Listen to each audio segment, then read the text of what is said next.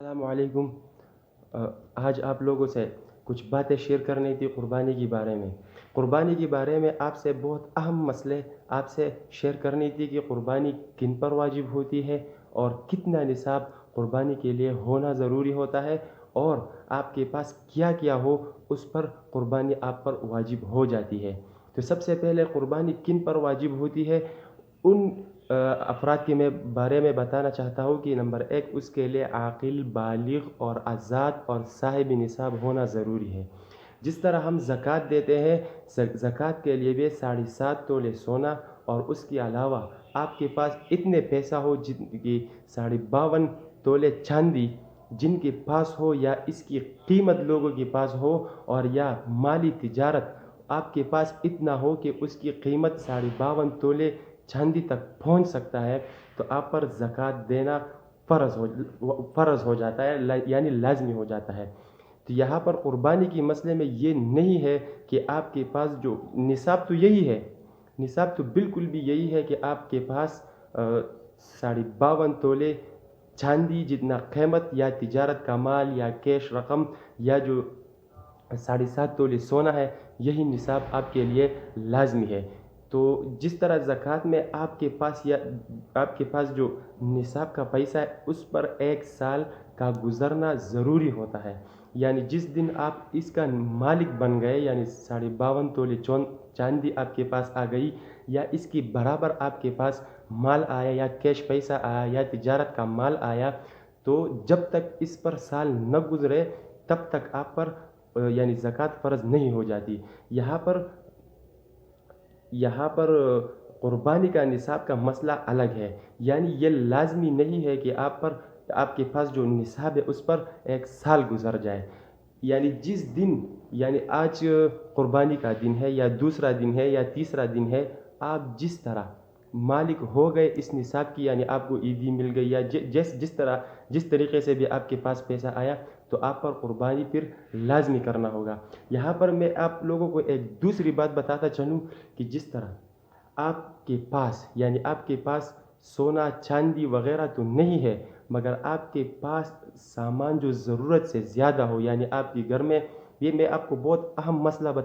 بتانے لگا ہوں، اگر آپ جو LCD لگی ہوئی ہو، یا اس کے علاوہ آپ کے پاس بہت مہنگا موبائل ہے، یعنی 3-4 لاکھ روپے کا آپ کے پاس موبائل ہے، اس کے علاوہ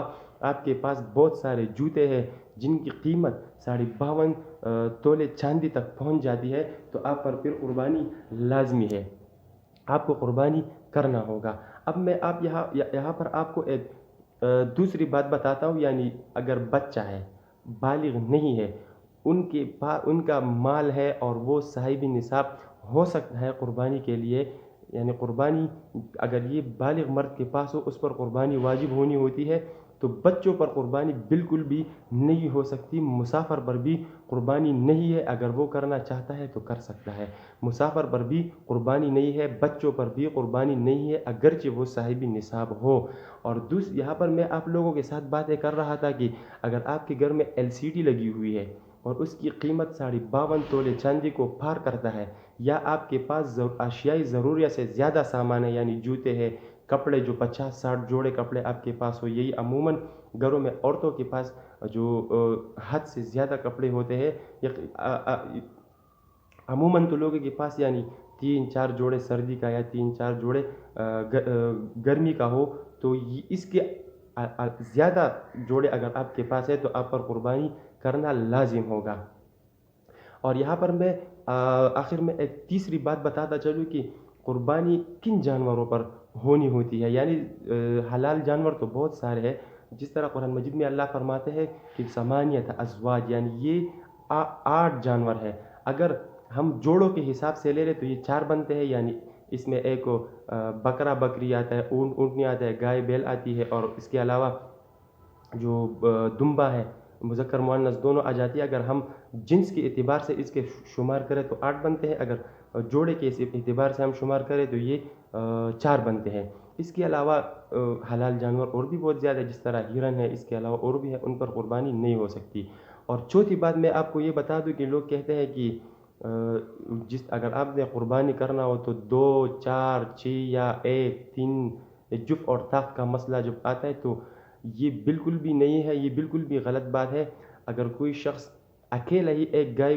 میں قربانی اور یعنی خود کے لیے ایک گائے خریدتا ہے اور ایک ہی اس میں حصہ ہو تو بالکل بھی ہو سکتا ہے، 2 3 4 5 6 7 تک اس کی حد مقرر ہے، اس سے زیادہ نہیں ہو سکتی، یعنی 8 9 10 اوپر نہیں جا سکتی، 7 سے نیچے ایک تک 2 بندے یا 3 بندے 4 جتنے بھی 1 سے لے کے 7 تک جتنے بھی بندے کر سکتے ہو وہ کر سکتے ہیں، اس کے لیے یہ لازمی نہیں ہے،